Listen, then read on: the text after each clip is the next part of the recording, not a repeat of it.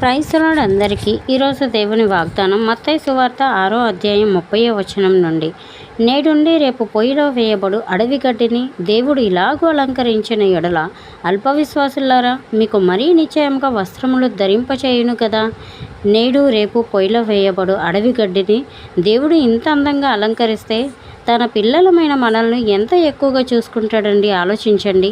మన అవసరాలు, భవిష్యత్తు గురించి భయపడకుండా దేవునిపై విశ్వాసం ఉంచాలండి. ఆయన సమయానికి మనకు ఏది కావాలో అది ఇస్తాడు, కావలసిందంతా అనుగ్రహిస్తాడు. కాబట్టి చింతను విడిచి దేవుని మీద నమ్మకంతో జీవిద్దాం. చిన్న ప్రార్థన. ప్రియమైన పరలోక తండ్రి, మా జీవితంలో భయం, ఆందోళనలన్నీ తొలగించి నీపై సంపూర్ణ విశ్వాసం ఉంచే హృదయాన్ని మాకు దయచేయము.